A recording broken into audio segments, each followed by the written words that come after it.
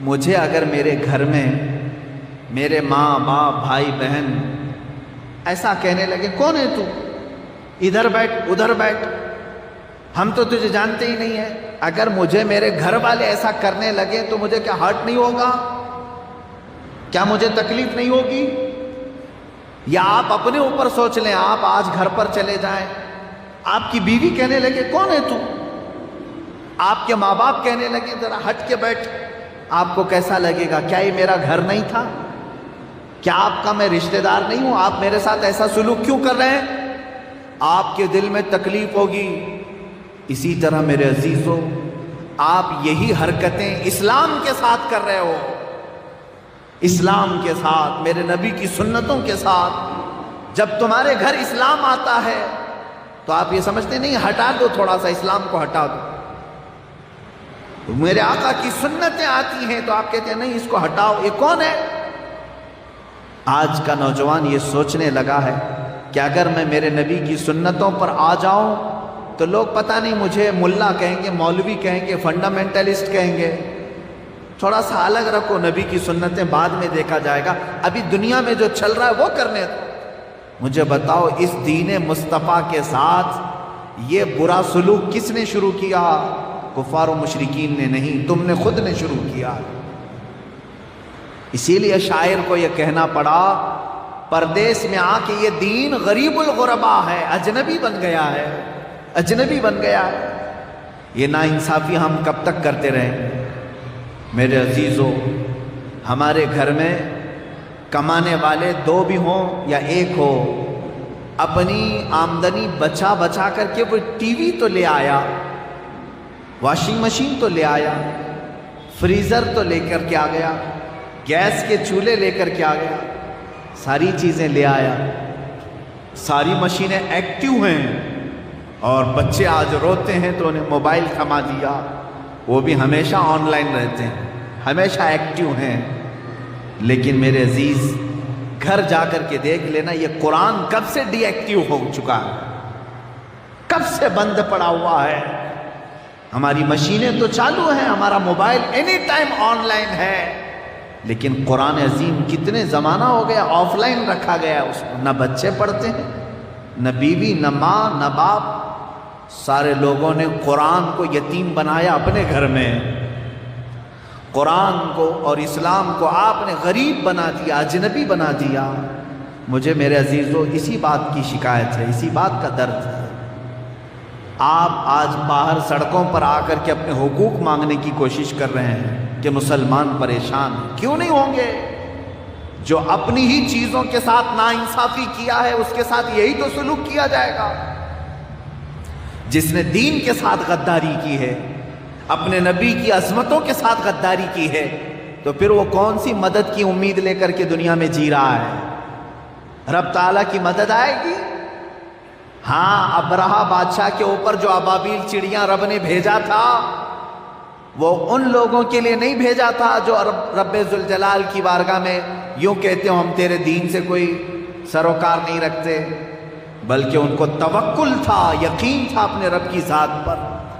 بدر میں جو اللہ کی مدد آئی 5000 فرشتوں کی، وہ ایسے مسلمانوں کی مدد نہیں آئی تھی جو روٹی ٹکڑے اور کپڑے کے نام پر بک جاتے ہوں، نہ، میرا رب جن صحابہ کی مدد کے لیے 5000 فرشتے نازل کیا تھا وہ کون تھے جانتے ہیں آپ؟ میں ابھی مسلسل کئی دنوں سے ایک ہی واقعہ پڑھ رہا ہوں، جب پڑھتا ہوں میری آنکھیں بھیگتی، جب پڑھ رہا ہوں۔ اے نبی پاک، کون سی فوج آپ نے جمع کر لی تھی؟ کون سی فوج تھی یہ صحابہ کی جو فوج تھی؟ میں آج آپ کو بتاؤں گا تو آپ کو بھی دل مچلنے لگے گا میرے عزیز۔ جس کا ضمیر بیدار ہے وہ ضرور کپکپی محسوس کرے گا۔ ایک وقت ایسا آیا ہے میرے نبی کے صحابہ پر، 550 صحابہ مل کر کے خندق کھود رہے ہیں جنگ خندق کے موقع پر، اور خود میرے آقا بھی کھود رہے ہیں، مٹی اٹھا رہے ہیں، ٹوکریوں میں پتھر اٹھا رہے ہیں اور لے جا رہے ہیں، پھینک رہے ہیں، دن رات محنت کر رہے ہیں۔ کھانے کے لیے کیا تھا ان کے پاس؟ پورا دن گزر جاتا، کھانے کی کوئی چیز نہیں۔ اور ادھر جو لشکر آیا تھا 25,000 کا لشکر آیا ہے مشرکین کا، یا 10,000 سے زیادہ کا لشکر آیا ہے، اور وہ لشکر ایسا لشکر کافروں کا جن کے پاس مال دولت، عجب عجب قسم کے پھل، اور جب رات کو وہ چولہے لگاتے تھے اور گوشت بھونتے تھے تو ان کے گوشت کے بھوننے کی خوشبوئیں ادھر بھی آتی تھی صحابہ کے پاس۔ اور یہ نہتے صحابہ جو چند ہزار کی تعداد میں تھے، میرے نبی کے ساتھ کھڑے تھے، بھوک کی وجہ سے پیٹ پیٹ سے لگ رہا تھا، ہر صحابی کے پیٹ پر پتھر بندھا ہوا تھا، اور میرے نبی کے پیٹ پر 2 پتھر بندھے ہوئے تھے۔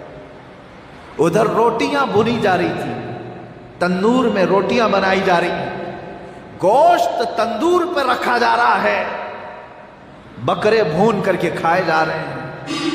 مجھے بتاؤ، میں نے تاریخ کی کتاب اٹھا کر کے دیکھی، آنکھیں بھیگے نہ تو میرے عزیزوں سچ بتاؤ، ایک بھی صحابی نے یہ نہیں کہا کہ یا رسول اللہ ادھر سے جا کر کے ایک روٹی مانگ کر کے لے آ جائیں۔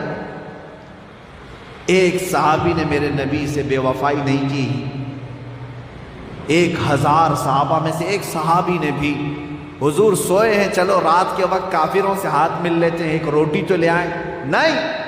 کھانے کا انداز صحابہ کا یہ ہے، میرے آقا صلی اللہ تعالی علیہ وسلم ایک کھجور چوس کر کے دیتے، 10 صحابہ ایک کھجور پر گزارا کر رہے ہیں، 10 صحابہ کے پاس ایک کھجور کی گٹھلی ہے، اور مشرکین کے پاس طرح طرح کے کھانے ہیں۔